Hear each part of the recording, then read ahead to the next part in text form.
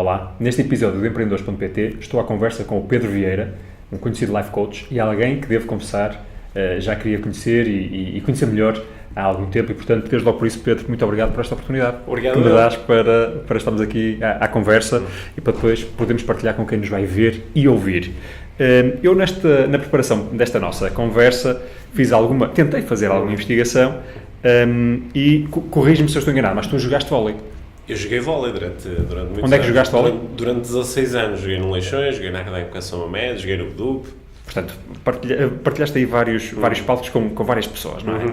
E eu, segundo sei, houve uma vez qualquer em que já estavas no mundo do desenvolvimento pessoal e foste dar uma palestra num determinado clube de vôlei.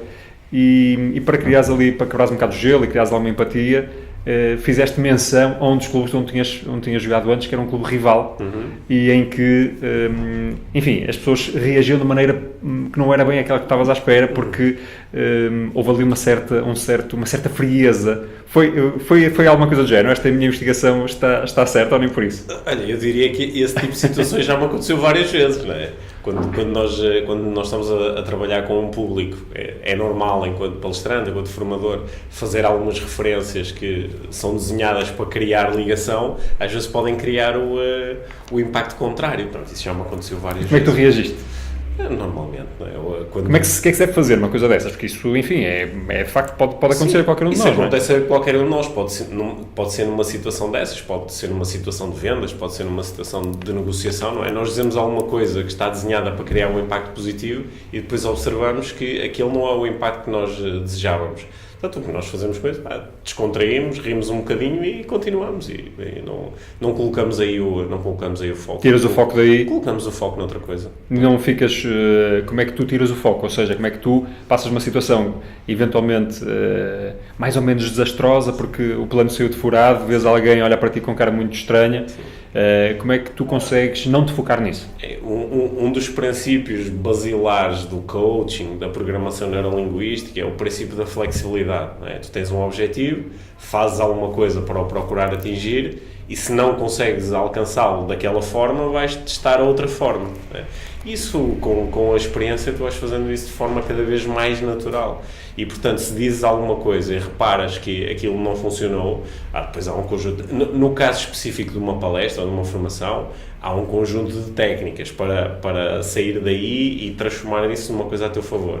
Mas acho que, assim, de uma forma geral, o mais importante é colocares o foco noutra coisa. É tu próprio não atribuís um significado muito grande a isto. Pedro, eu imagino que tu fizeste isso também porque será mais eficaz contar uma história para passar uma determinada ideia, uma determinada mensagem, não é? E quando a história é uma história na primeira pessoa, imagino que tenda a ter mais impacto.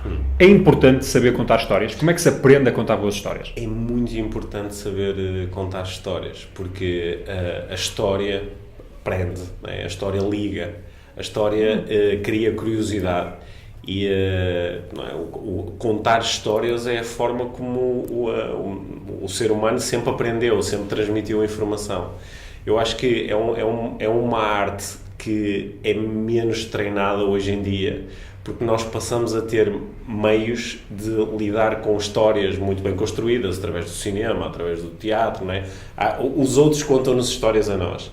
E parece que nós temos uma forma fácil de contar a história aos outros, que é mandamos o link do filme e diz, olha, vê isto.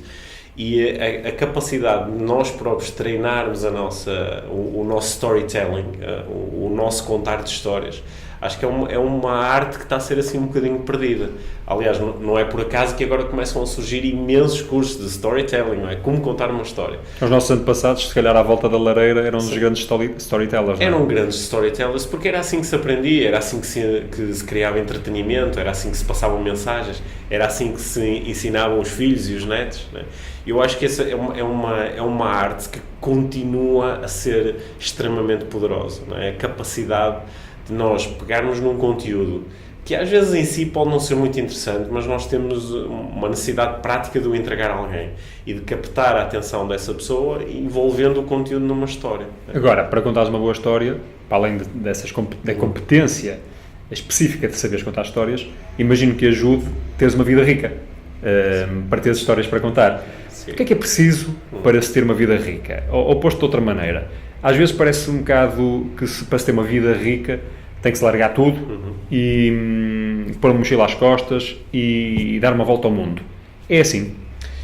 É uma das formas de ter uma vida rica, mas há muitas formas de ter uma vida rica, não é? Por exemplo, eu que quase todos os dias tenho necessidade de recorrer a histórias quando estou em cima do palco. Qual é que é a grande fonte das minhas histórias? A minha vida familiar, não é? As aventuras com os meus 3 filhos. Qualquer pessoa que tenha filhos sabe que não é preciso pegar a mochila para ter drama, comédia, romance, não é? Tudo acontece dentro de casa. Depois recorro muito às minhas experiências desportivas, as mais antigas relacionadas com o vôlei, que tu falaste há pouco. As assim dos últimos anos são mais relacionadas com as ultramaratonas ou com a prática do crossfit. Não é? Recorro muito às minhas experiências dentro das empresas. Muitas delas já são experiências desta minha vida como formador, consultor, palestrante. Não é? Eu trabalhei com 150 empresas nos últimos 10 anos. Então tenho muitas experiências, tenho muitas aventuras passadas aí. E depois ainda tenho as minhas aventuras pessoais, aquelas que também são feitas de mochila às costas. Não é? Mas eu acho que o ter uma vida rica não está tão relacionado com a amplitude das experiências que tu tens, embora isso possa ajudar, mas mais com o filtro que tu utilizas quando olhas para a tua própria vida. Dás-me exatamente o modo para aquilo que eu te queria perguntar, que é, eu creio que estaremos de acordo se eu disser que está muito na moda viver experiências, não é? Sim. Acumular experiências, seja em viagem, concertos, e às vezes até instagramar as experiências, não é? Agora, a pergunta que eu me coloco e que te coloco é, as pessoas estão suficientemente a refletir, a saborear as experiências, a porem, enfim, algum recolhimento e beberem aquilo que estão a sentir, ou só se estão a deixar levar pelo sentimento imediato e vão acumulando hype emocional em cima da hype emocional? Como é que tu vês isto? Olha, eu acho que, como é óbvio, não é igual para todas as pessoas, mas acho que é um novo vício, não é? O vício da experiência. Até porque nós vivemos um tempo fantástico para termos experiências, porque conseguimos viajar facilmente, às vezes por muito pouco dinheiro, Claro. Conseguimos aceder facilmente a experiências com a música, com o desporto, que se calhar há umas décadas atrás eram muito difíceis. E portanto é fácil acumular essas experiências. Agora, a tua pergunta é muito pertinente. Será que nós realmente refletimos sobre a experiência ao ponto de a transformar numa oportunidade de aprendizagem, não é? Porque nós enquanto seres humanos não conseguimos não ter experiências, não é? Nós os dois estamos a ter uma experiência. Quem nos está a ver ou a ouvir está a ter uma experiência. Aquilo que mais me interessa, e isto agora de repente entrei assim vesti o meu papel de coach e de formador na área do desenvolvimento pessoal, aquilo que mais me interessa é dotar os meus alunos, os meus clientes, as pessoas que me seguem, desta atitude mágica perante a vida de eu posso aprender, eu posso me divertir, eu posso crescer com tudo, mesmo que a minha experiência seja estar... Qual é o truque para conseguires fazer isso? É ligar esse filtro, é ligar eu acredito muito na nossa capacidade de mudarmos radicalmente a forma como o sistema funciona através da introdução de boas perguntas. Por exemplo, se eu agora vou estar durante 2 horas a olhar para uma parede, mas se eu perguntar a mim próprio, não é, que aprendizagens poderosas é que eu vou ter enquanto eu olho para esta parede, de repente começam a surgir respostas, não é? O truque está aí, o truque está nessa... Tens de preparar a intenção que vais ter num determinado processo. A intenção é o segredo. A intenção com que eu faço alguma coisa. Portanto, a intenção com que eu vou ver um concerto pode permitir-me, de facto, ter uma experiência maravilhosa, mas a intenção com que eu vou cozinhar para a minha família, ou a intenção com que ajudo o meu filho a estudar, ou a intenção com que vou para o ginásio fazer um treino, essa intenção pode permitir que qualquer uma destas experiências seja absolutamente maravilhosa. E precisas de casar essa intenção com com recolhimento, com mindfulness, ou são coisas muito próximas, são coisas que não têm nada a ver, ou uma coisa associada à outra faz sentido? Tu podes casar as duas coisas, ou seja, a tua intenção pode ser mindful, porque quando a tua intenção é de presença, é de abertura, é de generosidade, quando a tua intenção é de olhar para as coisas com mente principiante, quando a tua intenção é de confiança, aí tu fazes um casamento perfeito entre o poder da intenção e as práticas do mindfulness. E qual é o poder do mindfulness? O poder do mindfulness é trazer-te para o sítio de onde na realidade tu nunca consegues sair, que é o aqui e agora. Não é? Será que não saímos? Nós estamos tantas vezes fora do aqui e agora, não vês assim? Nós não saímos. É um paradoxo incrível esta experiência humana, é que por um lado eu não consigo sair do aqui e agora, não é? Eu estou sempre aqui e estou sempre agora, só que simultaneamente consigo ter a experiência mental de sair daqui e de ir para o futuro, ou ir para o passado, ou ir para outro sítio que não é este. E ver as histórias que estás a imaginar, não é? Sim, mas isso é tudo uma ilusão, porque na prática eu nunca saio do aqui e agora, não é? Então, isso é um paradoxo. É um paradoxo com que eu gosto muito de brincar, porque eu observo muitas vezes a minha mente a viajar, não é? Ir para o futuro, ir para o passado, ou ir para outros sítios, enquanto simultaneamente eu estou sempre aqui e agora. Mas é bom que a nossa mente vá para o passado e para o futuro? Sim. Ou devemos tentar que a mente esteja presente neste momento e não viajar tanto? Há quem acredite que o ideal seria tu estar sempre presente, sempre no aqui e agora, sempre a viver as coisas tal como elas são, sem te associares ao teu passado, sem te associares ao teu futuro. Mas a mente tem esta capacidade de viajar no tempo por alguma razão. Não é? A razão é muito prática. A razão é permitir-te, olhando para aquilo que está a acontecer agora, leres aquilo que está a acontecer à luz da tua experiência, e isso muitas vezes é fundamental. Não é? E também tem esta capacidade de permitir projetar, criar, imaginar o futuro. Não é? Isso também te permite, às vezes, decidires lidar com o presente de uma forma diferente. Porém, se nos esquecermos no meio de tantas viagens de estar aqui agora, podemos também ter algumas... Sim, corremos um risco fundamental da experiência humana, que é chegar ao final da viagem, não é? E com a sensação de eu tive sempre à frente, onde é que eu estive? Mas porquê que tu achas que está tão na moda o mindfulness, estas práticas e este discurso, e aí esta necessidade das pessoas se centrarem e terem consciência do momento presente? Porquê? Olha, eu acho que a razão fundamental é porque a maior parte das pessoas sentem que falta alguma coisa, não é? E nós estamos a viver um tempo mesmo muito interessante, porque as gerações antes da nossa tiveram pouco tempo para se preocupar com este tipo de questões, porque estavam demasiado ocupadas, primeiro a conquistar a sobrevivência e a subsistência, depois mais tarde a otimizar os processos de fabrico, etc., para que nós pudéssemos começar a ter vidas mais confortáveis. A maior parte de nós, hoje em dia, tem vidas muitíssimo mais confortáveis do que 99% da população que vivia há 100 anos, não é? Ou seja, nós criamos aqui um espaço para começarmos a refletir sobre as experiências emocionais, para começarmos a fazer perguntas mais espirituais. E quando começamos a fazer estas perguntas, começamos a entender que uma parte do nosso dia-a-dia é simplesmente uma loucura, não é? Agora, falas nessa questão do conforto. Sim. E eu concordo que nós, de facto, vivemos vidas bem mais confortáveis, em média, Sim. do que aquilo que os nossos antepassados viviam, até há bem pouco tempo. Mas pergunto-me se viveremos vidas muito mais satisfatórias. Sim, essa é a questão. Durante muito tempo, não é? Parece que isto é especulativo, mas parece que muito tempo nós, enquanto espécie, não é? Enquanto raça humana, tivemos aqui a olhar para o futuro e a dizer, nós no futuro vamos criar melhores condições físicas e isso vai nos permitir sentir satisfeitos. Depois, entretanto, criamos as condições físicas e não nos sentimos satisfeitos. Portanto, há aqui alguma coisa que não estava a ter certo, não é?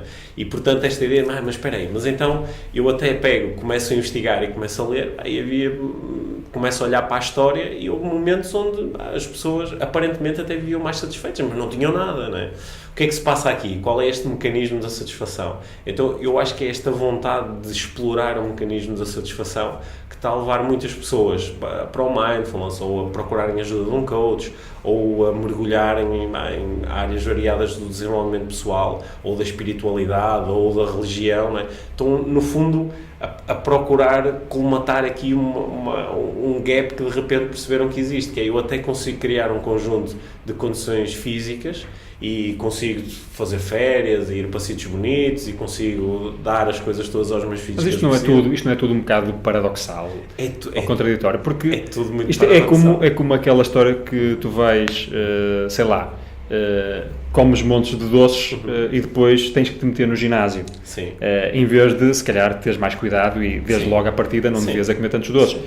Nós não arranjamos não temos estas práticas do mindfulness, meditar, mesmo se passarmos para o ambiente corporativo é igual, as empresas fazem formações internas, desenvolvimento pessoal e coisas do género, quando se calhar os alicerces é que estão mal construídos. Sim, aquilo que tu disseste é mesmo muito importante. Às vezes o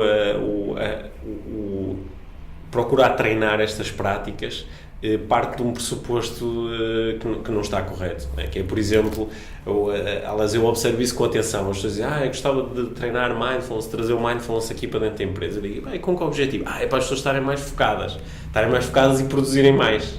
Mas espera aí, não é o facto de estarmos constantemente a cobrar esse foco, a cobrar a produtividade, não é isso que está a criar o problema que agora faz com que seja necessário utilizar mindfulness. Será que não era aí que podíamos refletir diretamente? Mas como é que nós podemos ter empresas que, efetivamente, as empresas, para todos os efeitos, têm que ser rentáveis, têm que produzir, têm que ter os míticos resultados, não é? Mas como é que nós podemos ter isso, que provavelmente não há muita alternativa, mas ao mesmo tempo dando espaço para uma vida de cada uma das pessoas mais interessante. Eu acho que esta conversa é a discussão não sei se dos próximos 10 ou 20 anos no ambiente corporativo, que é o que é realmente mais importante, porque nós vivemos um tempo onde fica muito bem dizer que o mais importante são as pessoas e a empresa só existe por causa das pessoas e nós somos uma empresa de pessoas para pessoas. Esta conversa está toda muito presente, mas depois, quando surge a pergunta, o que é mais importante então? Ganhar dinheiro ou promover o equilíbrio emocional, a saúde das pessoas? Ok, não, é preciso ganhar dinheiro, sem isso o resto não faz sentido.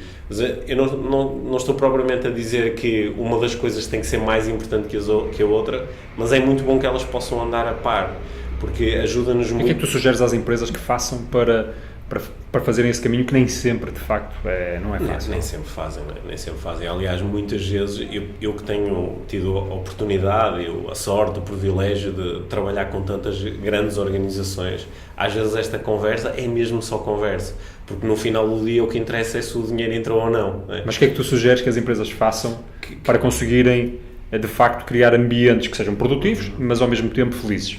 Que realmente tenham esta discussão ao nível de quem pode decidir dentro da empresa e que possam tomar esta decisão, que é uma decisão, é uma escolha, tem a ver com valores, não é? Quer dizer, isto é tão importante como ganhar dinheiro. Agora, repara... Mas há práticas em particular, ou práticas específicas que tu possas deixar aqui algumas sugestões para que os empresários, os gestores, os líderes que nos estão a ouvir possam seguir? Sim, as práticas são extraordinariamente simples. Acho que a maior parte das empresas não está, ou a maior parte das pessoas que estão à frente de empresas não está preparada para dar esse passo, mas as práticas são simples, que é eu sentar-me com a minha equipa, com as minhas pessoas e perguntar-lhes o que é que vocês querem. O que é que vocês querem? O que é que vos faz felizes? O que é que nós podemos ter, ser e fazer no local de trabalho que possa trazer equilíbrio? E estar preparado para as pessoas dizerem coisas como trabalhar menos horas, poder trazer os meus filhos para o local de trabalho, reduzir o número de tarefas, não ser pressionado em relação a determinados assuntos, porque se a felicidade dos meus colaboradores é importante, então esta informação é muito importante.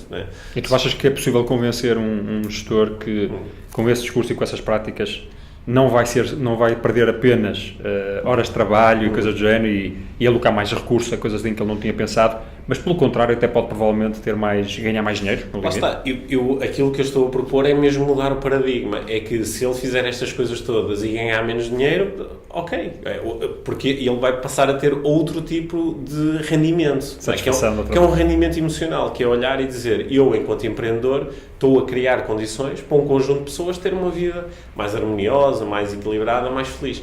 Agora, há empreendedores e há empresários que não estão ainda interessados neste tipo de conversa, dizem, não, mas quer dizer, para isso não montava uma empresa, não é? Eu montei uma empresa porque quero ganhar dinheiro. Portanto, isto é mesmo uma discussão sobre valores, não é? É uma discussão. Isso abana os alicerces do capitalismo, inclusivamente. Isso abana completamente os alicerces do capitalismo. E repara que estou-te a dizer estas coisas todas, enquanto eu, como empreendedor, também tomo decisões para aumentar a margem de lucro da minha empresa, para aumentar a receita, para aumentar a cota de mercado. Eu também faço porque as coisas não têm que ser mutuamente exclusivas, não é? Não, claro que não. Elas podem andar a par e, às vezes, claro, tomar uma decisão de, claro que se eu aumento o salário de um colaborador, no imediato eu vou ganhar menos dinheiro, ok?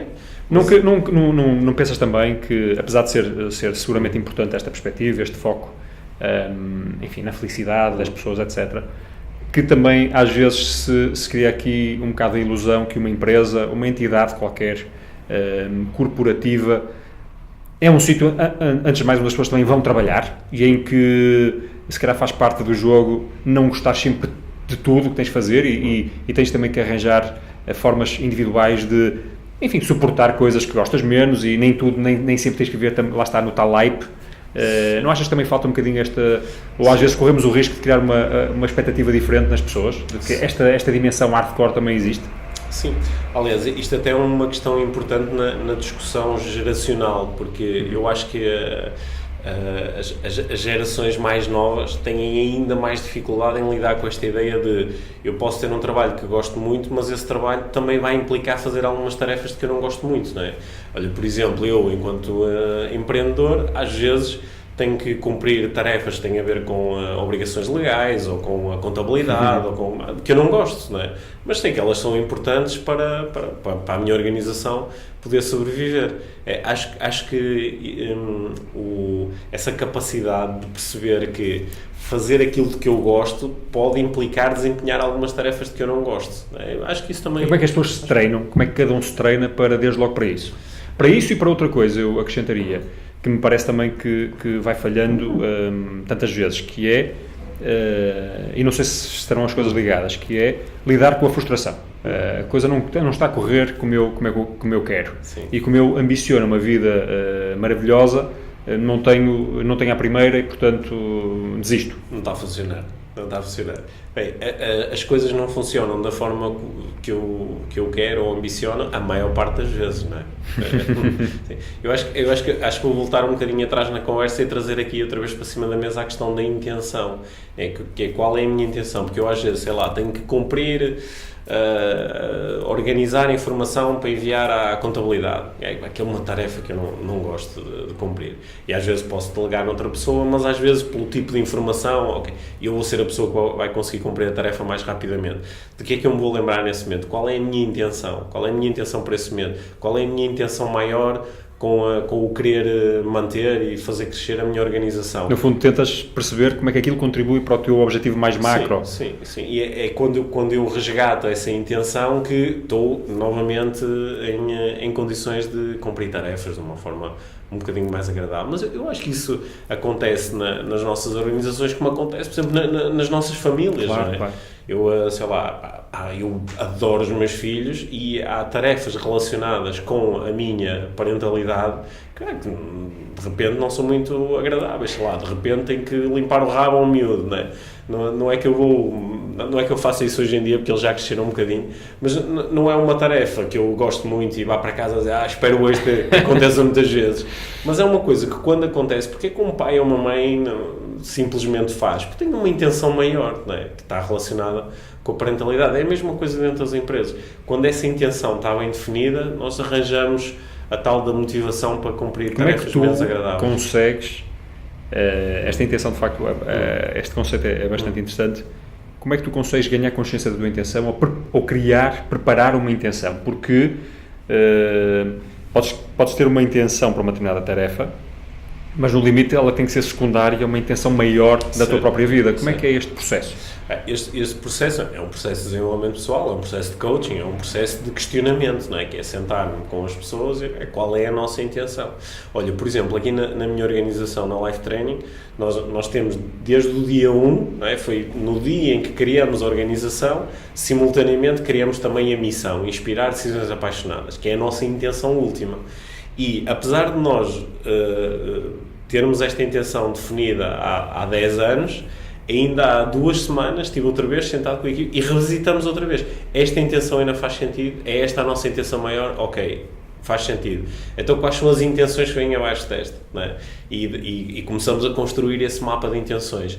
E é isso que nos vai permitir estar ligados diariamente, lidar com as tarefas de que não gostamos tanto, sermos criativos, não é? Sermos persistentes. É o facto de estarmos conectados com essas intenções. Quando eu trabalho com organizações, principalmente quando elas começam a ficar muito grandes, é muito frequente tu entrevistares alguém e perguntares qual é a intenção. Já se perdeu, não é? Já se perdeu, não sei, não faço ideia. Estás a cumprir uma tarefa. Não sei, às vezes dizem, vai ter que falar com o meu chefe, não é? E depois eu vou falar com o chefe e ele diz, vai ter que falar com o diretor. E depois o diretor diz, os acionistas ultimamente, nem sei bem, não é? E de repente tens uma organização, uma massa humana enorme a trabalhar a caminho de ninguém sabe muito bem onde. Está todos os dias na roda. Está todos os dias na roda. Até tinha uma ideia que não, eu tenho que vender mais ou eu tenho que produzir mais, mas qual é a intenção por trás disto? Às vezes as pessoas desligaram-se. Interessante. Tu, portanto, o que fazes na tua vida é ajudar as pessoas e as organizações nestes processos, não é? A ganharem esta consciência, a desenvolverem... Sim, as pessoas, as organizações, os atletas, as equipas desportivas... Como é que tu defines o que fazes? Como é que tu és um life coach, não é? Sim, eu normalmente apresento-me como coach, embora também no meu dia-a-dia há outras missões que não são propriamente de coach que são muito importantes para mim. A dimensão de palestrante, de autor, olha, agora mais ultimamente de podcaster. Como é que chama o teu podcast? Chama-se Inspiração por uma Vida Mágica. É um projeto que eu gosto muito, que eu partilho com a minha companheira, com a Mia, e portanto, ultimamente também surgiu essa nova dimensão. Mas se quiseres pôr isto tudo dentro de um chapéuzinho, iria ser o chapéuzinho de facilitador de desenvolvimento pessoal. Tu consegues explicar o que fazes aos teus filhos? Não sei exatamente que idade têm, mas consegues explicar-lhes? Eu consigo explicar-lhes aquilo que faço. A minha filha mais velha, a Liv, que tem 14 anos, ela não só entende aquilo que eu faço, como ela já domina muitas das ferramentas que eu utilizo no dia-a-dia. Porque eu partilho com ela consegue fazer coaching de uma forma tão interessante que ela é uma das coaches a que eu recorro pessoalmente. Quando tenho um assunto meu para resolver e que sinto que necessito da ajuda de alguém que me ajude com perguntas a estruturar um bocadinho as minhas ideias, a Liv é uma das minhas coaches. Mas como é que fazes isso? Fazem de maneira mais formal? Às vezes pode ser, olha, por exemplo, vou a conduzir, ela está sentada ao meu lado e digo, olha, Liv, preciso da tua ajuda enquanto coach. E, portanto, ela sabe que como coach ela não vai propriamente dar uma opinião dela, ela não vai desempenhar o papel de minha filha, ela vai fazer algumas perguntas que me ajudem a reorganizar a informação dentro de mim. Ela faz isso lindamente. E essas competências que ela tem vindo a desenvolver ao longo desta vida em conjunto, convosco, o que é que achas que traz a uma adolescente? Olha, traz uma série de coisas absolutamente fantásticas e traz pelo menos uma coisa que eu tenho observado e que ela partilha comigo que não é assim tão fantástica.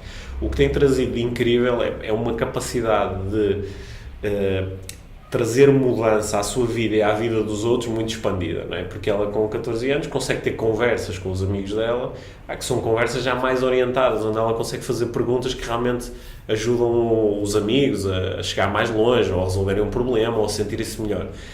A coisa menos boa que isto traz é que ela, às vezes, com 14 anos, está mais consciente dos processos de desenvolvimento pessoal do que alguns adultos que estão à volta dela. Às vezes, professores, ou funcionários da escola, ou pais dos amigos, ou familiares nossos.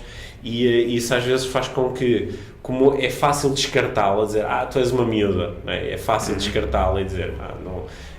Ela, às vezes, lida com esta dificuldade, não é? Mas ela vai crescer. Mas isso não pode, no limite, se tu te conseguires... vou agora fazer papel de advogado do diabo.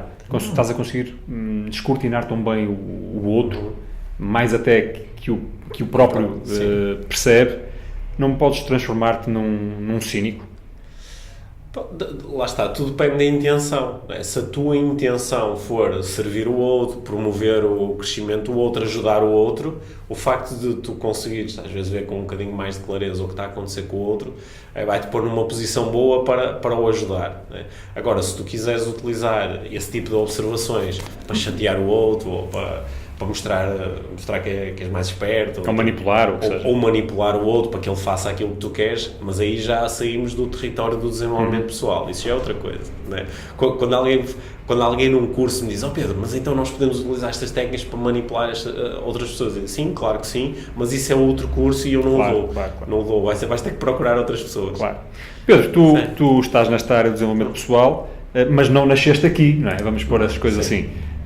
Até porque tu és licenciado pela FEP, és em Economia ou Gestão? Em Economia. Em Economia. Sim. Como é que um economista de formação acaba aqui no desenvolvimento pessoal? Olha, para tornar curta uma história que demorou alguns anos, o economista inicialmente decidiu ser empreendedor. Portanto, eu quando terminei o curso de Economia criei uma empresa, não é? Trabalhei durante alguns anos na organização de eventos desportivos e aprendi... Mas foi logo... Tu nunca trabalhaste por conta de outrem? Eu... até começar a trabalhar por conta de outrem, não. Portanto, inicialmente eu fui empreendedor. Até aos 26 anos eu tive a minha própria empresa. E aprendi que é duro ser empreendedor e também aprendi uma coisa que foi muito importante e que não era nada óbvio para mim. É que os 5 anos a estudar Economia na FEP me tinham equipado com uma série de conceitos muito interessantes e muito abstratos, mas eu tinha zero de preparação para o mundo real, não é? Tinha zero de preparação para gerir uma empresa, para conquistar clientes, zero, para tomar decisões, zero. E, portanto, aprendi isso pela via mais dura. Como é que foi essa experiência, esse bater de frente com a realidade? Foi duro e trouxe muitas dúvidas. Será que eu sou capaz? Será que eu consigo? Será que é possível triunfar no mercado sendo tal como eu sou, uma pessoa muito introvertida, que gosta de ficar mais fechada em si, que gosta de imaginar, mas depois tem alguma dificuldade com a implementação? E, portanto, acabei por tomar uma decisão que veio com a falência do meu projeto pessoal, que foi trabalhar por conta da outra. Sentiste que foi uma derrota naquele momento? Afetou a tua autoestima? Não a esse ponto, mas fiquei com... Se naquele momento me perguntasse se eu me imaginava mais tarde a voltar a ser empreendedor, eu provavelmente diria que não. Ok, isto não funciona, isto não é para mim. Mas a sensação foi, são necessárias aqui umas competências de extroversão, de liderança, de confiança que eu não tenho. Logo, se calhar isto é mesmo para outro tipo de pessoas. Então fui trabalhar por conta de outra e trabalhei durante 5 anos na área de fitness. Como é que foste parar ao fitness? Foi por mero acaso, foi porque eu desde os meus 18 anos que treinava em ginásios, portanto adorava ginásio e fiz aquilo que muitas pessoas que gostam de fitness fazem, que é dizer, deve ser bom trabalhar nisto só porque gosto. Mas tu não foste para a área técnica então, foste para a área de gestão? Não, eu fui inicialmente para a área de vendas, eu comecei a trabalhar como vendedor no Homes Place. Uhum. O Homes Place ia abrir o primeiro clube da cadeia na Zona Norte e eu vi um anúncio e mandei um currículo e fui recrutado, trabalhei algum tempo como vendedor, como consultor comercial e comecei a interessar-me muito, que era aquilo que eu tinha mais apetência pela área de gestão, não é? E comecei-me a interessar por isso, até porque me pareceu uma coisa muito mais segura do que aquilo que eu tinha experienciado como empreendedor, porque de repente tinha uma máquina que estava oleada, tinha procedimentos, tinha suporte à gestão. Portanto, eu depois ao fim de 1 ano e meio a trabalhar no Homes Place, já estava como diretor de uma unidade, depois mais tarde cheguei a ser responsável pela zona centro e norte da empresa, e foi aí que o desenvolvimento pessoal começou a chegar, quer por inputs que eu fui recebendo de algumas das minhas chefias, quer porque em determinado momento o meu chefe na altura, lembro-me de ter falado comigo e disse, olha Pedro, nós vamos ter aqui um processo experimental dentro da organização e vamos começar a trabalhar com uma coach. Eu não fazia a mínima ideia do que era uma coach. Tu até aí não tinhas nenhuma experiência, nem nenhuma curiosidade especial pelo coaching, etc. Eu já andava a ler coisas sobre desenvolvimento pessoal, mas sem sequer saber que aquilo era desenvolvimento pessoal. Eu comecei a fazer muitas leituras sobre vendas, depois mais tarde sobre gestão, sobre liderança de equipas, mas foi a chegada desta coach à minha vida, a Cris, nós começamos a trabalhar, a fazer sessões semanais e de repente eu descubro que há um mundo inteiro que eu nunca tinha explorado, que era um mundo interno. Mas eram sessões contigo? Eram sessões individuais. Nós trabalhamos durante 6 meses, todas as semanas, a maior parte das vezes ao telefone. A Cris estava em Lisboa, eu estava no Porto. E era, portanto, algo que a empresa tinha para... Foi algo que a empresa me ofereceu, basicamente. Foi mesmo life-changing. E qual foi o grande breakthrough que tu sentiste ou viveste? O grande breakthrough foi, em determinadamente, perceber que aquilo que eu achava que era, na realidade eu não era. Eu simplesmente estava. Por exemplo, eu achava que era introvertido. Eu não era introvertido, era introvertido porque corria esse programa. Mas tal como corria esse programa, eu podia passar a correr outros programas. E essa liberdade, essa sensação de repente descobrir, perceber que este clichê de tu podes ser quem tu quiseres é muito mais que um clichê. É a forma como o nosso sistema está organizado. Nós temos determinados programas que estão condicionados. A maior parte deles foram condicionados inconscientemente. Eu não tive noção que estava a escolher correr o programa da introversão, não é? Mas de repente eu tenho a possibilidade de olhar para esta programação toda e dizer, pá, e se em vez disto eu fizesse outra coisa? E foi assim, esse foi um grande breakthrough, sabes? Foi quase um renascer, um descobrir, para além de todas as coisas que eu já faço, há muitas outras que eu posso. Deixa-me gravatar um pouco nisto, que eu acho que é algo bem giro, que é, como é que alguém que é introvertido, não é? Sim. Que se assume como introvertido, que tem um comportamento introvertido, acaba a dar naturalmente palestras para centenas de pessoas e, portanto, não pode ser propriamente muito introvertido, ou pelo menos adotou práticas bem diferentes. Sim. Como é que consegues deixar de ser introvertido? Foi perceber que o processo aqui, o nosso processo humano, ele é complexo, não é? Nós temos 1 trilhão de células, nós habituamos a pensar em nós como uma entidade, mas nós na realidade não somos uma entidade, somos uma comunidade gigante, sempre em interação, com um grau de complexidade brutal, não é? Talvez a coisa mais complexa que existe neste universo.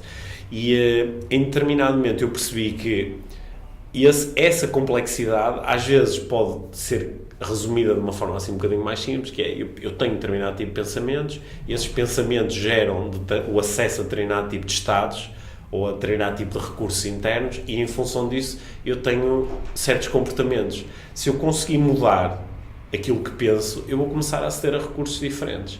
E isso parece a algumas pessoas dizem, pá, isso é simplista, isso não pode ser só assim. Eu digo, experimenta. E foi essa experimentação que eu me concedi a mim próprio. Portanto, tens que ir mudar os pensamentos que estão na base dos comportamentos, é sim, isso? Sim, por exemplo, quando alguém diz eu sou introvertido, provavelmente está a dizer eu sou introvertido, tenho tendência a ficar calado, sou tímido, tenho medo de me expor. Mas que tipo de pensamentos é que eu tenho que originam isto? Não é? Penso que as pessoas não vão gostar de mim, ou penso que vou falar na hora errada, ou penso que não tenho competência suficiente. Ok, o que é que acontece se tu pensares outras coisas que não estas?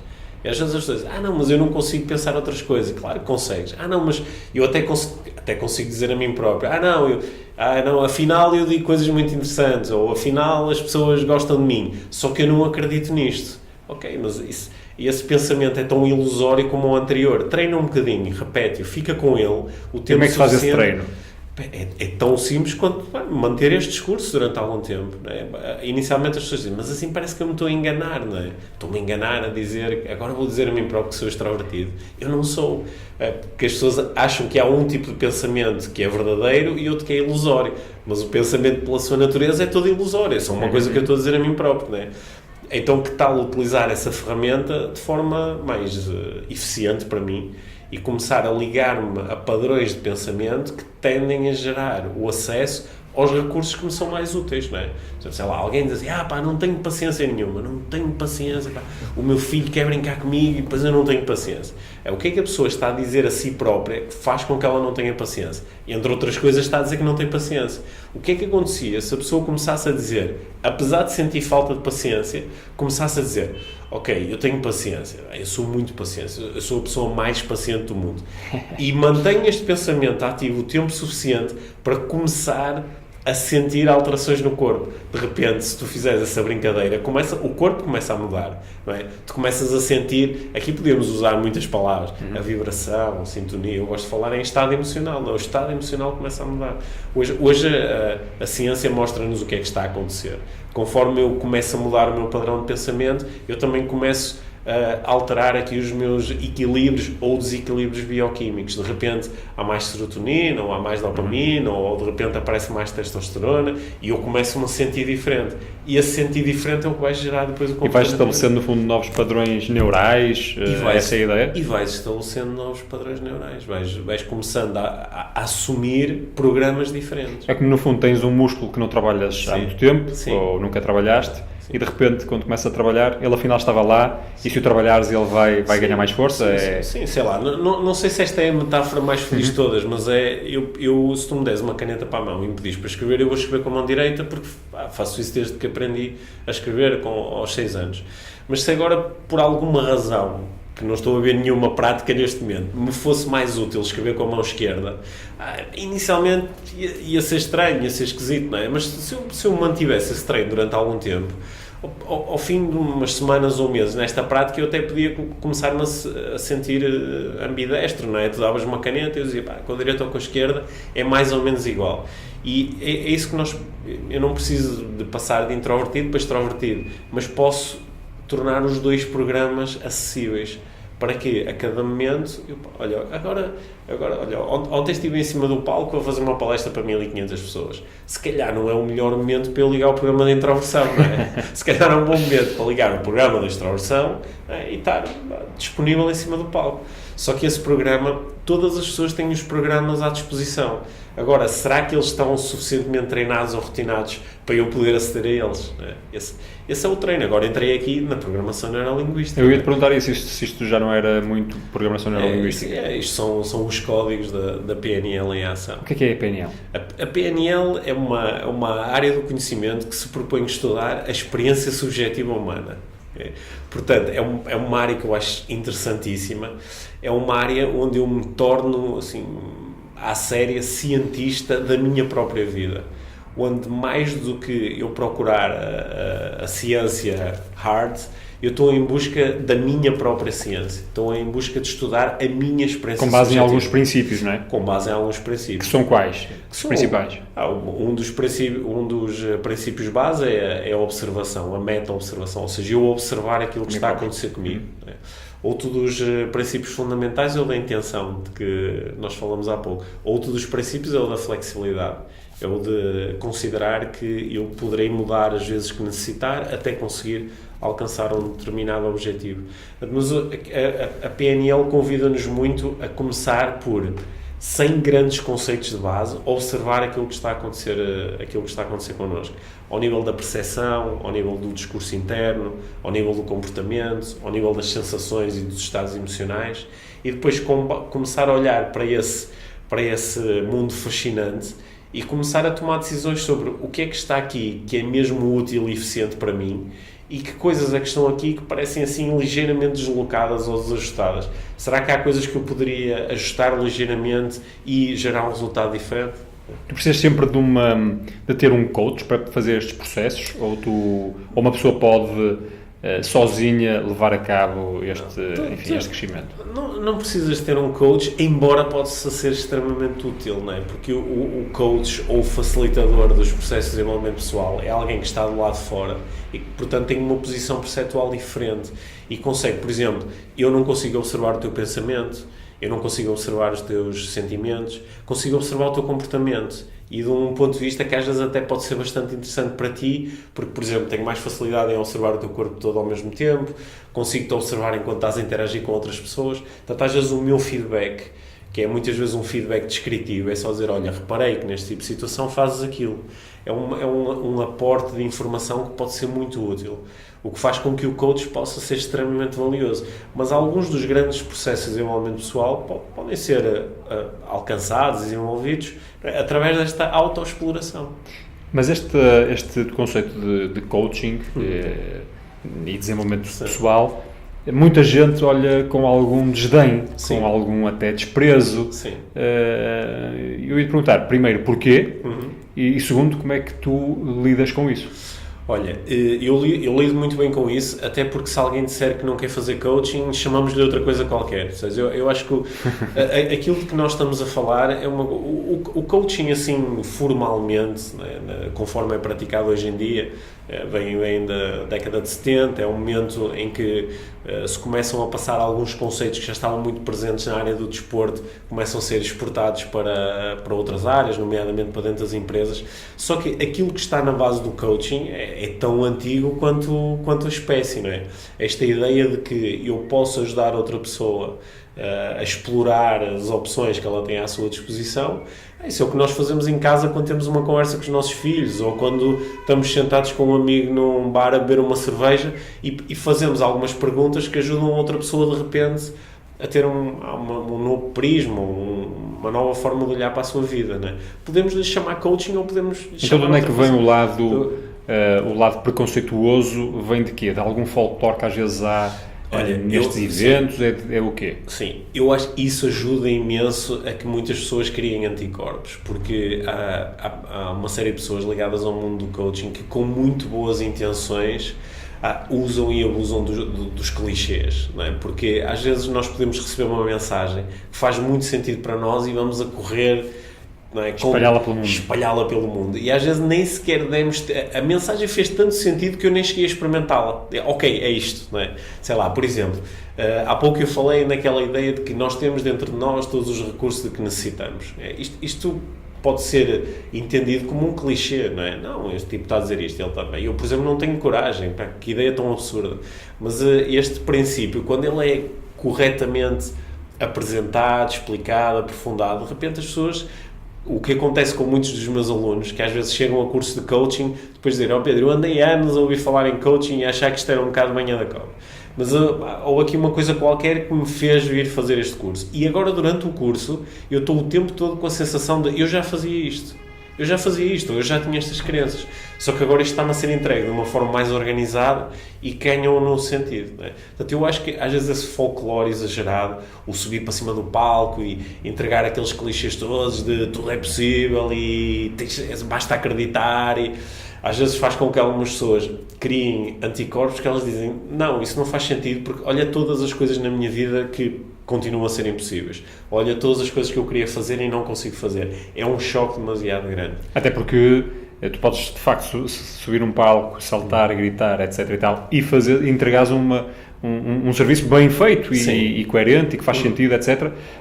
Se tiveres domínio daquilo que estás a falar, se aquilo tiver congruência com outra coisa qualquer, não é? Eu diria que não é só a forma, porque às vezes pode fazer sentido, a forma não tem que chocar. Aquilo que me parece muitas vezes, eu, como alguém relativamente atento a isso, é que há muita gente que até pode falar de forma menos folclórica, aparentemente, mas de que me parece, pelo menos a minha leitura, de forma muito plástica. Ou seja, tu ouves aqueles clichês todos ali em catadupa, mas soa de facto uma coisa plástica, não é genuína. Muitas vezes é algo que ainda não foi alvo de reflexão profunda. Pelo próprio coach, ou suposto coach, não é? Pelo próprio coach, não é? E quando tu tens a oportunidade, às vezes, de fazer perguntas, não é? Sei lá, eu conheço algumas pessoas que estão no mundo do coaching, que se lhes perguntares o que é coaching, elas vão ter extrema dificuldade em entregar-te uma boa definição, não é? E vão começar a usar esses... não, coaching é acreditar. Não, mas explica-me o que é coaching, não é? E podem ter muita dificuldade de fazer isso. O que, em princípio, te mostra que esta pessoa está bem intencionada, quer ajudar, ou às vezes simplesmente encontrou aqui um meio profissional, uma forma de ganhar dinheiro, ajudando outros. Só que isto não está suficientemente sólido para depois essa ajuda poder ser... Porquê que tu achas que é uma atividade apetecível para tanta gente? E algumas, se calhar, têm essa motivação mais profunda de ajudar realmente os outros. Olha, eu acho que é apetecível por várias razões. É apetecível porque há um lado assim um bocadinho sexy, não é? Porque eu vejo, por exemplo, as pessoas veem-me em cima do palco e dizem, eu também quero fazer palestras, porque vi aqui estas pessoas todas estão contentes e parece que estavam a descobrir coisas novas e eu também quero ter isso. Às vezes eu pergunto, e que mais queres ter para além disso? Porque há pessoas que encontram no coaching e no fazer palestras uma forma muito boa de obterem reconhecimento pessoal, não é? E eu acho que isso, embora seja uma motivação forte, não é suficiente. Também acho que algumas pessoas ficam seduzidas pelo facto de eu posso fazer um curso de alguns dias ou de uma semana e de repente tenho um diploma de coach, ou seja, parece-me um meio bem mais rápido do que andar durante anos a estudar psicologia ou psicoterapia. Então tenho aqui um meio rápido e algumas pessoas deixam-se seduzir por isso. Eu gosto muito de incentivar os meus alunos a olharem para um curso de certificação em coaching como agora, no final do curso, eu já sei o que é que preciso fazer para começar a estudar isto. E provavelmente é um processo que nunca vai acabar, se eles realmente quiserem estudar coaching. Mas isso também seduz um pouco, né? E depois, eu acho que a maior parte das pessoas que eu conheço, quando nós vamos lá assim mesmo ao fundo, elas têm uma vontade genuína de ajudar outras pessoas, né? Eu acho que, a não ser quando nós estamos muito marcados por certos acontecimentos na nossa vida, nós não queremos prejudicar os outros, nós queremos beneficiá-los. E então, às vezes, quando olhamos, há aqui uma forma estruturada de ajudar outros, deixa-me já correr fazer isto. Então, isto torna-se apetecível. Pedro, esta carreira que tu abraçaste a certa altura, e há bocado interrompemos precisamente quando estávamos a falar dessa tua primeira experiência com a Cris, não foi?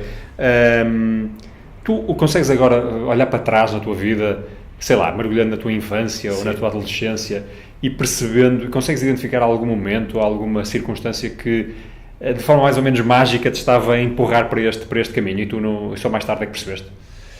Olha, a coisa que eu consigo olhar para trás, que mais, não é, quando isso é fazer o connecting the dots, não é? Olhar para trás e ver que pontinhos é que já estavam lá. Uma coisa que esteve muito presente na minha vida desde que eu tinha 7, 8 anos foi a leitura. A minha mãe é uma leitora compulsiva e deu-me para a mão desde muito pequeno excelente literatura. Portanto, eu lembro de ter 12, 13, 14 anos, meus amigos só queriam estar a jogar à bola e eu estava em casa a ler, sei lá, os grandes autores russos ou gregos, e isso... sobretudo depois o contacto com os pensadores, com os filósofos, né? Levou-me desde muito cedo a ter estes momentos de reflexão. Portanto, eu hoje, passados estes anos, eu consigo perceber que isso está muito ligado ao tipo de trabalho que eu procuro fazer nos envolvimentos. Mas, portanto, era uma coisa mais intelectual, ou intelectualizada, propriamente alguma experiência de vida. Sim. Tenha sido marcante ao ponto de tu perceberes que querias um dia... A experiência de vida mais marcante foi esta de quando foram estes supostos falhanços, não é? O querer ser empreendedor e não conseguir, o ter extrema dificuldade durante a minha adolescência, o início da vida adulta, estar muito apaixonado por uma rapariga, depois por outra, e sempre com sentir uma incapacidade enorme de abordar, de expor sentimentos. Isso foi acumulando esse tipo de experiências. Depois, mais tarde, já o começar a trabalhar como vendedor. Eu lembro a primeira vez, depois já de ter alguma formação, a primeira vez que eu agarrei num telefone e marquei um número... Cold call. Fiz o meu primeiro cold call, mal a pessoa atendeu do outro lado, eu desliguei o telefone, com o coração quase a sair pela boca. E estas experiências, não é que elas tenham sido assim propriamente traumatizantes, mas este somatório de experiências fez-me querer descobrir coisas que me ajudassem a sair daqui. Isto era mais ou menos prático, não é? Quero aprender a lidar com isto, quero conseguir fazer vendas, quero abordar uma mulher de quem eu gosto, quero conseguir apresentar o meu projeto empresarial a pessoas que me podem ajudar. Teve essa dimensão prática. Só que depois, mais tarde, o entender que, se calhar não sob esta forma, mas se calhar sob outras formas, todos nós temos áreas da nossa vida onde nos sentimos menos capazes. E então o perceber que nós no fundo estamos todos no mesmo barco. Uns disfarçam melhor e vestem a capa da autoconfiança. Depois a minha prática enquanto coach foi mostrando que às vezes estes são os que mais sofrem internamente, né?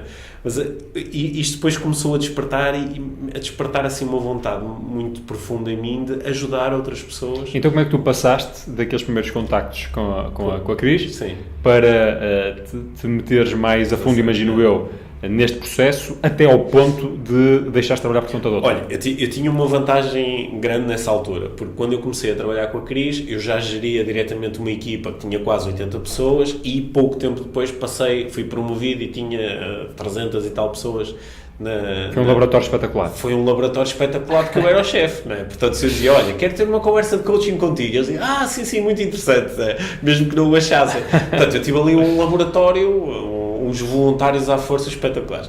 Mas na realidade eu comecei a procurar, aliás, parte do meu processo de coaching foi eu conseguir pegar naquelas aprendizagens e transmiti-las para a minha equipa de diretores que trabalhava diretamente comigo.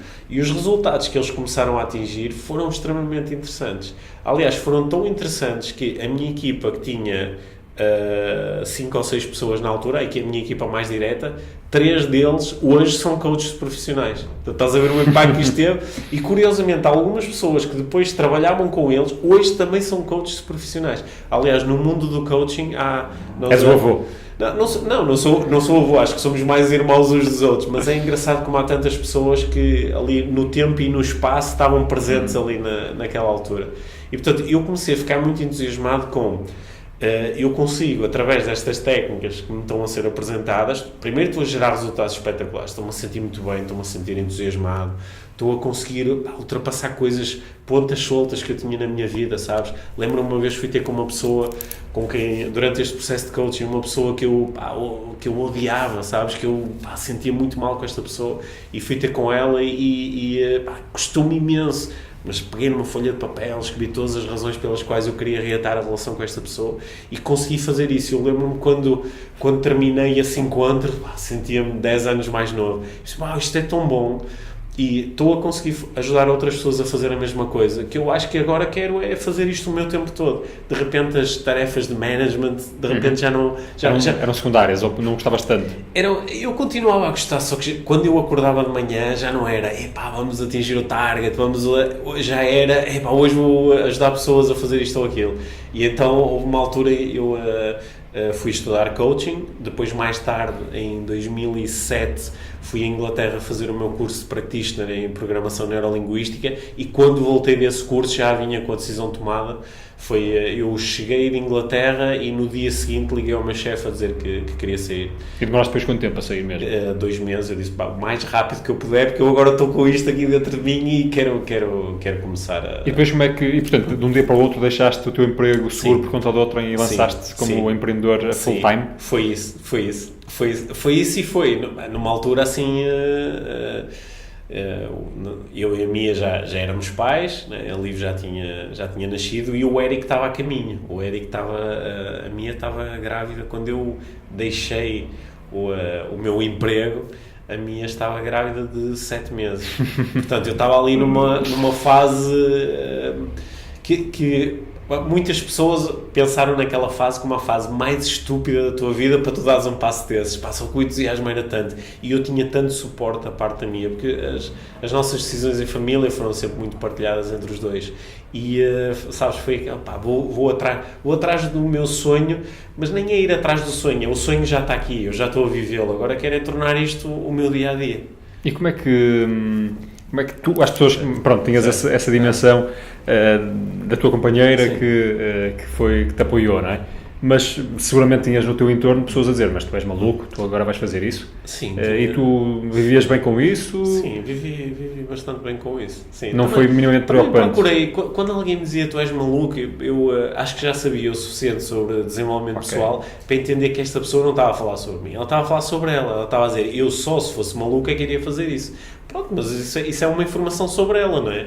Eu no meu lugar, olha, é engraçado agora, passados 11 anos desses acontecimentos, é engraçado às vezes encontrar algumas destas pessoas que disseram tu és maluco e conversar com elas e elas trabalham no mesmo sítio, sentem-se igualmente infelizes e acham que os malucos são eles e acham que o maluco sou eu, não é?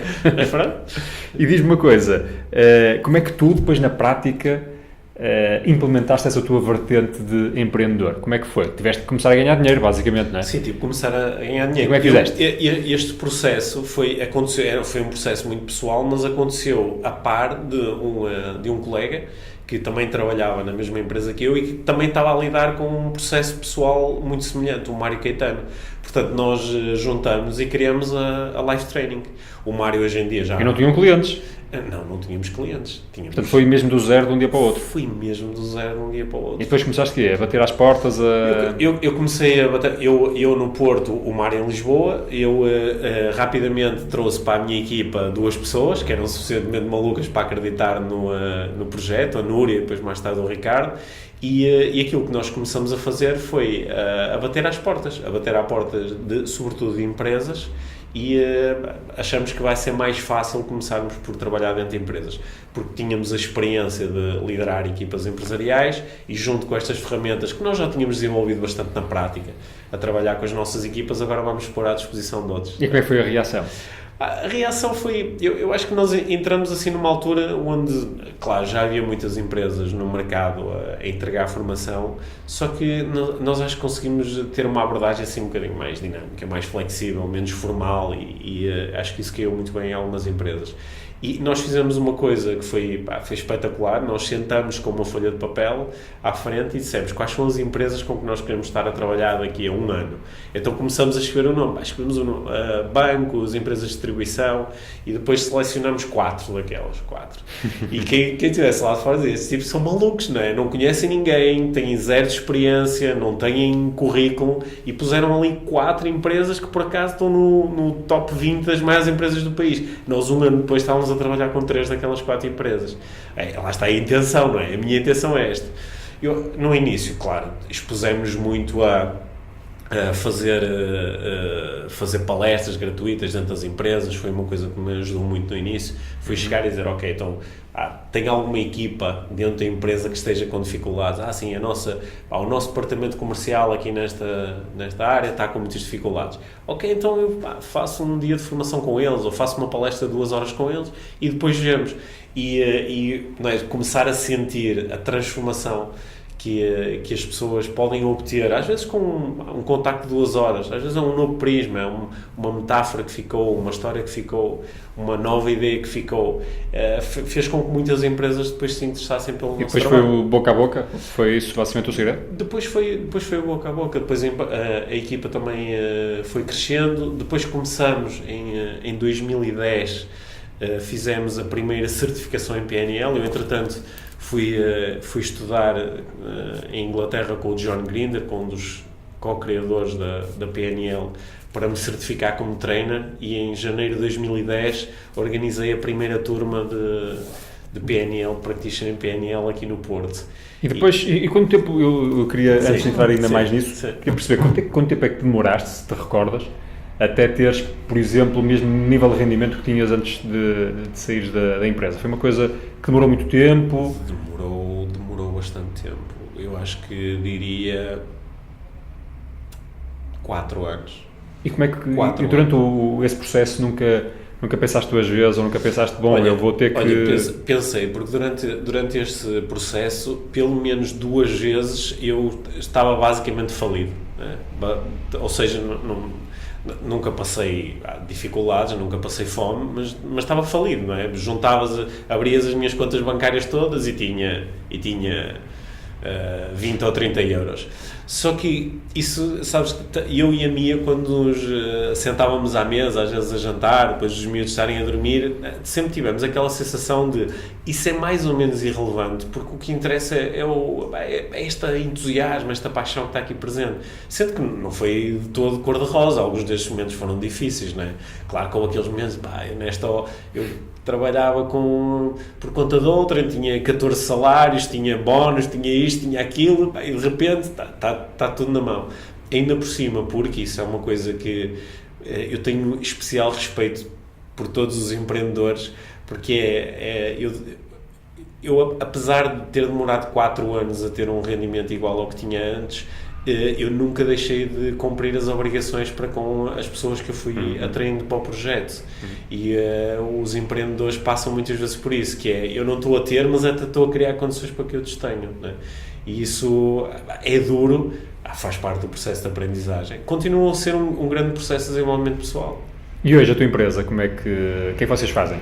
Olha, hoje nós fizemos muitas coisas ao longo destes 10 anos, mas neste momento, assim, as pedras basilares da Life Training são as certificações em programação neurolinguística e em coaching, porque o facto de, ao longo dos anos, eu ter ido aprimorando estas áreas de conhecimento, hoje permite-me a sentir mesmo muito sólido na entrega deste conhecimento. Portanto, nós fazemos estes cursos 2 vezes por ano, em Lisboa e no Porto, cada um deles, e depois fazemos os níveis mais avançados, o Master em PNL, o curso avançado de Coaching. Portanto, essa é assim a atividade fundamental da Life Training. Depois, em cima disto, eu faço muitas palestras para empresas e para outro tipo de organizações, e na minha prática pessoal tenho clientes de coaching. Hoje em dia 60% dos meus clientes de coaching estão na área do desporto, sobretudo do futebol, embora também trabalhe com pessoas de outras modalidades. Também tenho cursos online, também escrevo livros, também. Portanto, depois começa assim a abrir, mas assim o fundamental da Life Training, o que é são as que certificações. Tu és o rosto mais conhecido. Sim. Eu sei que não és o único coach da Life Training, sim, mas é uma dimensão absolutamente brutal a tua presença. Como é que isso é um negócio ou é no fundo uma forma de seres relativamente bem pago? Ou seja, até que ponto é que sem ti tu consegues ter um negócio, sem ti como produto? Neste momento não conseguiria. Isso foi uma aprendizagem ao longo dos anos. Foi que durante 3, 4, 5 anos, um dos nossos grandes objetivos foi tornar a Life Training autónoma do Pedro. Só que isso passou a ser uma grande pedra na engrenagem, em que nós às vezes estávamos a desperdiçar oportunidades ou estávamos a colocar uma energia brutal a tentar contrariar aquilo que o mercado nos pedia o tempo todo. Nós esforçávamos imenso, por exemplo, para vender às empresas outros palestrantes, outros coaches, e perdemos alguns clientes por causa disso. E no fundo o que o mercado o tempo todo nos estava a dizer mas nós preferimos ter o Pedro, nós pagamos mais se for o Pedro. E houve um momento em que isto parece que estamos a resistir a uma coisa que ainda por cima é tão boa, é tão positiva. E acho que assim, principalmente nos 2 últimos anos... E assumiste isso como uma dimensão da empresa? Assumimos mesmo isso completamente. Né? E hoje em dia, embora eu também trabalhe a minha marca individualmente, o trabalho que fazemos de marca dentro da Life Training é sempre em ligação com o Pedro e com a Mia, que também ganhou aqui um espaço muito grande com o Mindfulness e a parentalidade consciente. E tu, pelo meio, tornaste uma pessoa realmente muito conhecida nesta área, muito, muito respeitada. Eu queria te perguntar se te sentes bem-sucedido. Eu sinto, olha, a minha definição de sucesso é sentir-me bem independentemente das circunstâncias. Porque parece que é ter sucesso, é ganhar dinheiro, ou estar como ontem com uma fila de 30 minutos a pedir-me dedicatórias, sabes? Por uns momentos até me senti, sou um gajo conhecido. Só que mais importante do que isso é eu aprender a sentir-me bem se voltar a ter situações com mais de ter 20 euros na conta, ou se voltar a ter situações em que por alguma razão o meu projeto empresarial deixa de funcionar, ou que se calhar a minha saúde ou a energia não é aquela que eu quero, ou acontece um desafio com os meus filhos ou com o meu relacionamento. Eu acho que sucesso é eu sentir-me bem independentemente dessas circunstâncias. E achas que se isso de facto acontecesse, te sentirias bem? Acho que me sentiria bem. O que não quer dizer que eu quero que essas coisas aconteçam, não é? Eu posso ter uma preferência clara por ter um determinado conjunto de resultados na minha vida, mas acho que o sucesso vem da sensação de tu teres feito um trabalho interno suficientemente sólido para que eu também me sentiria bem sem isto. Mas isso é a tua definição de sucesso, não é? Isso é a minha definição de sucesso.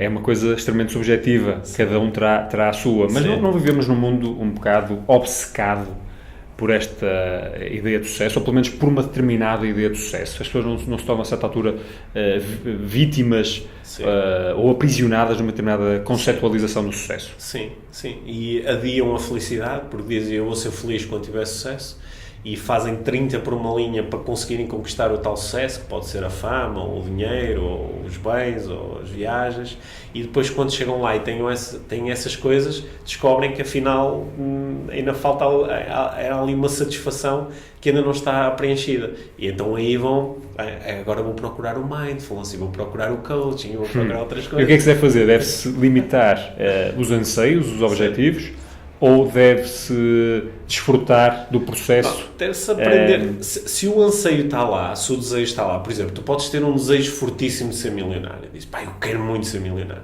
E tu podes manter esse desejo, não precisas de te identificar com ele.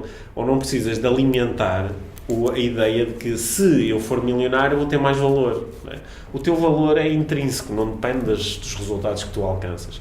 E, curiosamente, isto é mesmo um grande paradoxo. É, por exemplo, quando trabalho com atletas, por exemplo, o atleta que acha que ele só tem valor enquanto atleta se ganhar a medalha olímpica, ou se for campeão, ou isto ou aquilo, e ele está a criar aqui um mapa de infelicidade brutal. Mesmo que ele chegue lá, depois se calhar no ano a seguir já não consegue. Né? E não é por acaso que eu, quando trabalho com atletas profissionais, alguns deles são as pessoas mais infelizes que eu conheci na minha vida, apesar de ganharem muito dinheiro e serem altamente reconhecidos. Por causa disso? Estarem ancorados nessa ideia. Porque acham que ainda não alcançaram o suficiente, ou então porque alcançaram antes e agora têm medo de perder isso. Não é? E quando é um paradoxo, porque quando eles aprendem a não se identificar com o resultado, a dizer, claro que é fantástico ir agora ao Mundial na Rússia e ser campeão, é espetacular e quero muito que isso aconteça, mas se eu perder os 3 jogos e for eliminado, eu enquanto pessoa, o meu valor é inatacável, não está relacionado. Mas isso não há o risco dessa racionalização? Baixar standards, Exatamente. De repente quero lá saber. Sim, achas que não há esse risco? Ou pelo menos não há as pessoas não têm medo de terem esse risco? As pessoas têm esse medo, mas esse risco, elas só vão estar expostas a esse risco se elas realmente não quiserem aquilo que dizem que estão a querer. Porque se elas quiserem mesmo, elas vão fazer tudo o que tiver ao seu alcance para chegar lá. Porque às vezes a ideia que parece que vai passando por aí é que o problema está no objetivo, não podes sonhar tão alto, etc. Mas o que estás a dizer não é exatamente isso, não é? Não, aliás, isto é aqui, parece assim uma tecnicidade, mas é muito importante, que é, o problema não está no objetivo, o problema está na expectativa. Porque eu posso ter o objetivo de ser campeão olímpico, mas quando tu me perguntares, e qual é a tua expectativa? Eu digo, não é nenhuma. Não, mas o que é que tu esperas? Eu não espero nada. Eu estou a fazer todos os dias coisas para poder ser campeão olímpico. Então tu esperas ser campeão? Não, eu não espero nada. Porque a expectativa é a raiz do sofrimento. E eu posso ter objetivos brutais, não é? Objetivos muito ambiciosos, mas sem desassociar. Mas é uma linha muito tenue, não é? É uma linha muito tenue. Entre o objetivo e a expectativa. E muitas pessoas não conseguem mesmo definir o objetivo sem lhe associar imediatamente uma expectativa. Mas isto é um treino que, quando completado, te permite ter objetivos extremamente ambiciosos sem teres que associar nenhum sofrimento ao facto de depois mais tarde não chegares lá. E muitas pessoas têm o medo que é, mas espera aí, se eu não tiver expectativa, então depois vou relaxar. E aquilo que eu observo é, se tu quiseres mesmo, claro que não vais relaxar, se tu quiseres mesmo, vais fazer tudo o que tiver ao teu alcance para chegar lá. E quando, chegando ou não chegando, vais sentir... E que práticas é que alguém pode seguir para manter objetivos, sim, mas ao mesmo tempo sem expectativas? É muito fazer esta pergunta de o que é que eu espero? Como é que eu me sentiria se não chegasse lá? Como é que eu me vou sentir se amanhã, em vez de ganhar, perder? E ir mantendo este diálogo, ir-se desligando e fazendo as perguntas e criando a tal intenção de se não atingir está tudo bem? Se não atingir está tudo bem. Enquanto pessoa. E se atingir também está tudo bem, percebes? Porque eu fico sempre... Quando eu vejo, por exemplo, repara naquilo que aconteceu, por exemplo, com a seleção portuguesa no Euro. Foi incrível, não é? Nós todos selecionamos. Eu estava em França no momento da final. Foi incrível. Foi uma alegria incrível. Só que tu também sabes que com aquela alegria foi instalada imediatamente uma expectativa, não é?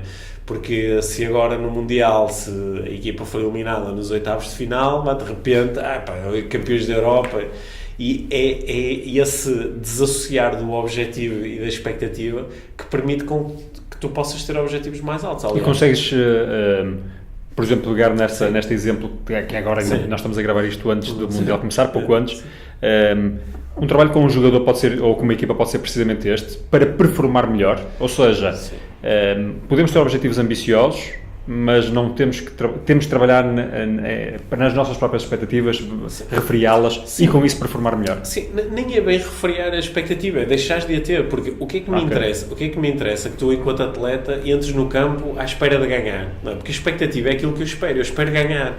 Ou o que é que me interessa tu, eu espero perder porque estou a jogar contra o Brasil? Isso não serve para nada. O que serve é qual é o objetivo e o que é que eu posso fazer agora para alcançar o objetivo. É muito prático. Sempre que começamos a entrar no mundo da expectativa, começamos a sair deste mundo prático. É onde é que eu estou, onde é que eu quero estar, como é que posso fazer para chegar lá. A pergunta, o que é que eu espero que aconteça, é uma distração. É uma distração. Esta não é uma conversa fácil. Não. Nem é uma subtileza. Nem toda a gente apanha a conversa à primeira, mas quando tu começas a perceber isto na tua própria vida, começas a desligar-te das expectativas em relação aos teus filhos, ou em relação aos teus negócios, ou em relação à prática desportiva, de repente descobres que até tens mais capacidade de... Isso ajuda-te a retirar de alguma forma algum julgamento negativo sobre as pessoas, por exemplo. Ou seja, se eu não estiver à espera de um colaborador que tenha um determinado comportamento, uma determinada ação qualquer, se eu não esperar isso, mas ao mesmo tempo tenho objetivos para que ele atinja determinadas coisas, isso muda a minha perspectiva. Isso muda, aliás, é um ótimo exemplo. Tu tens uma expectativa que um colaborador tenha um determinado desempenho e depois, quando ele não tem, tu ficas zangado, não é? Ficas eu estava à espera disto, não é? Portanto, vais sentir frustração. Mas se tu te desligares desta cena e estás só na cena de aquilo que eu quero é que ele tenha este desempenho, não é uma expectativa, é um objetivo. Aquilo que eu quero é isto. Aquilo que eu observo é diferente disto. Então vou-me sentar com ele e vamos mudar coisas para ele poder chegar lá. De repente estás a utilizar muito mais recursos porque não chegas a ativar julgamento nenhum. É uma estás mais dissociado emocionalmente da expectativa, não é? Deixas de ter um julgamento, passas a ter uma avaliação, não é? Porque a equipa de futebol entra e estamos à espera de ganhar. Só que agora de repente estamos a perder, agora eu estava à espera de ganhar e agora estou a perder, agora estou-me a sentir mal por causa disto. Se eu me libertar da expectativa qual é a minha intenção? É ganhar. O que é que está a acontecer? Estou a perder. Ok, o que é que tenho que fazer para ganhar? Se isso é difícil nas equipas profissionais e, enfim, nas relações pessoais é ainda mais difícil, não é? Porque não é quase que obrigatório. Ainda é mais difícil, mas esse é o segredo, sabes? Que na minha relação com a Mia, esta é a nossa prática de desenvolvimento pessoal dos últimos anos, que é nós libertarmos das expectativas em relação ao que é que o outro deve fazer, o que é que o outro deve sentir, não é? Nós temos expectativas, tu devias sentir isto em relação a mim, não é? Tu devias fazer aquilo, tu devias lembrar-te de não sei o quê. Estes devias, que são as nossas expectativas, são a raiz do sofrimento. Quando nós nos desligamos disto, simplesmente dizemos, olha, aquilo que eu gostava que acontecesse, ou aquilo que eu quero que aconteça é isto. E simplesmente dizemos, sem a expectativa de que o outro vai a seguir fazê-lo, não é? Mas simplesmente... É que a parte dos conflitos que existem nas vidas pessoais é de coisas perfeitamente estúpidas, às quais atribuímos um significado brutal, não é? Não puseste a cadeira no sítio certo, ou o tapete não sei onde. O que significa que não me respeitas. Exatamente. Ou que não bebes nenhuma, ou que és igual à tua mãe. Portanto, o segredo é ir pelas expectativas, não é? Isolares essa dimensão, deixares de a ter, isso é de facto interessante. Sim. Pedro, para entrarmos aqui numa reta mais final, mais nas tuas práticas diárias, que já foste aqui de alguma forma fazendo alguma referência, como é que tu aplicas na tua própria vida, no fundo, aquilo que fomos aqui abordando? Há algum tipo de rotinas, de práticas que tu levas a cabo de forma mais ou menos religiosa para te tornar mais próximo daquilo que tu achas que deve ser a tua vida? Sim, olha, eu utilizo constantemente o processo de auto-coaching, que é de utilizar as perguntas do coaching comigo próprio. Portanto, pergunto muitas vezes a mim próprio o que é que está a acontecer agora, o que é que eu quero que aconteça, qual é a minha intenção, o que é que eu posso mudar agora para me aproximar do meu objetivo. Portanto, essa é a grande prática, que é estar a fazer estas perguntas quase constantemente cá dentro, porque são essas perguntas que depois me permitem aceder aos recursos mais adequados. Agora, também tenho algumas práticas de quase diariamente, tenho um tempo assim mais estruturado para fazer meditação, para estar os meus 10 minutos repousado e a procurar esvaziar a minha mente. Uma prática de desenvolvimento pessoal que eu acho que é fundamental. Eu 5, 6, 7 vezes por semana faço exercício físico. É uma prática absolutamente fundamental. Eu não conheço ninguém que se sinta muito bem consigo próprio e com a vida e que não faça exercício físico. Até, aliás, às vezes há clientes que vêm ter comigo a dizer estou triste, estou deprimido. Ok, primeiro começas a treinar e depois falamos. E as pessoas começam a treinar e depois dizem, olha, afinal sinto-me melhor. É uma prática de desenvolvimento pessoal fundamental. Tenho outra prática que é muito importante para mim, é a prática da conversa aberta, honesta, transparente, sobretudo com a minha família. E nós temos uma prática muito importante em casa, que é não há nada que não seja dito. E essa é a maior prática de desenvolvimento pessoal, não é? Porque nós em casa, quando estamos a falar de uma família, temos os nossos 2 grandes cursos de desenvolvimento pessoal: relações românticas e parentalidade. E, portanto, eu invisto... Mas não ficar nada por dizer significa o quê? É isso mesmo. Mas, no fundo, expressas, por exemplo, um julgamento ou uma expectativa, podes cair, às vezes entras cai nisso. Se eu estiver a lidar com uma expectativa, vou expressá-la. Vou dizer, olha que interessante, nesta situação eu acabei de descobrir que tinha uma expectativa. Verbalizar tudo é falar sobre os medos, os receios, os desejos, os anseios, as fantasias, aquilo que está cá dentro, vai lá para fora. E vocês nunca se chateiam? Chateamos todos os dias, isso faz parte. Chateamos em família, com os meus filhos, eu com a minha, claro que sim. Isso faz parte do... Quando eu verbalizo aquilo que estou a sentir, aquilo que estou a pensar... É fácil haver uma reação do outro que, por exemplo, não gosta daquilo que tu dizes? Sim, por exemplo, não é? Isso é o espaço que tu crias quando és honesto. Mas no fundo há o quê? Há um acordo de base que, apesar de eu me poder zangar, ou posso não gostar naquele momento, depois vou ter o espaço para perceber que há aqui uma boa intenção de base. Eu acho que o acordo de base é eu quero muito viver com estas pessoas e quero viver com elas mostrando quem sou e quero que elas me mostrem quem são. Portanto, se um dos meus filhos está zangado comigo, eu quero que ele me diga estou zangado contigo. Se um dos meus filhos acha que eu sou um cromo, quero que ele me diga acho que tu és um cromo, ou nesta situação foste. Se a minha companheira gostou ou não gostou de alguma coisa que eu fiz ou que eu disse, eu quero que ela me diga. Se ela tem uma fantasia qualquer, eu quero que ela me diga qual é. E esse é o jogo. É um jogo espetacular. São os melhores cursos de desenvolvimento pessoal. E depois cada um refletem em conjunto? Refletimos muito em conjunto, nós conversamos. Aliás, por isso é que eu e a Mia criamos o podcast. Inspiração para uma vida mágica, porque conversamos tanto sobre temas de desenvolvimento pessoal. É porque quando nós estamos a conversar sobre a vida, estamos a conversar sobre o desenvolvimento pessoal, não é? Agora, há uma coisa que não me está a sair daqui da cabeça, que é, por exemplo, aquilo em relação aqui ao exercício, concordo em absoluto. Sim. É uma excelente forma de desenvolvimento pessoal. E nós sabemos tantas vezes nas nossas vidas, seja que fazer exercício regularmente é super importante, alimentar-nos bem, descansar, ter conversas transparentes, boas relações, etc. Sabemos isso tudo e até sabemos que tipo de rotinas é que devíamos ter, mas depois não as conseguimos implementar. Porquê? Olha, pode ser por muitas razões diferentes e muitas vezes o processo de coaching é precisamente para ajudar alguém a estabelecer novas rotinas. Mas sempre que nós estamos a falar de mudança, estamos a falar daquele processo pelo qual nós começamos, aliás, um pouco a nossa conversa, de deixar um programa que está muito condicionado e passar a operar com outro programa. Aquilo que eu observo é que nós pensamos sobre, por exemplo, podia começar a fazer exercício físico, ou era importante começar a fazer exercício físico, ou então, se calhar está na hora de eu me começar a alimentar melhor, ou está na hora de começar a descansar melhor. E quando temos essa ideia, quando a ideia surge, não fazemos nada imediatamente. E o segredo que eu procuro muitas vezes aqui treinar e disponibilizar com os meus clientes é, quando tu tens a ideia, faz imediatamente alguma coisa. Se eu estou sentado num restaurante a pensar, eu devia me alimentar melhor, faz isso agora, não é? Se eu estou a pensar, era bom para mim fazer exercício físico, se não der para fazer agora, compromete já com alguém, pega no telefone, liga para casa e diz, olha, quando eu chegar a casa vou correr. Faz alguma coisa agora. E muitas vezes não apanhamos esse momento, porque o único momento em que nós conseguimos mudar é agora. Este hábito de ter uma ideia e ficar só nessa dimensão. Depois mais tarde, ou mais logo, daqui a bocado, e chutar para a frente sem agir imediatamente, é o que faz com que muitas pessoas às vezes estão há 10 anos a pensar em começar a fazer exercício físico, ou estou há 20 anos a pensar, a dizer não sei o que à minha mulher. Quando pensares, e se tens mesmo a noção de que isto é bom para mim, então age agora. Né? Como é que entra aqui no meio disto tudo, se é que entra, pode entrar a hipnose? Há bocado não te perguntei, quando estamos a falar do PNL, etc.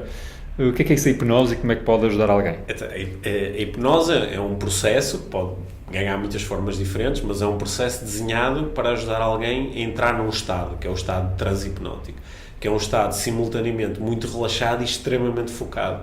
É um estado onde tu consegues mais facilmente comunicar com o teu próprio sistema. Eu adoro as práticas da hipnose, sobretudo as práticas da auto-hipnose, que são as práticas que eu posso realizar comigo para entrar nesse estado transhipnótico, é um estado onde depois eu tenho mais facilidade em operar essas mudanças. É quase como se, imaginando aqui o meu trilhão de células todo a comunicar, está o tempo todo a comunicar, e quando entramos em transhipnótico é como se de repente o sistema todo fizesse assim, espera aí que agora isto é importante.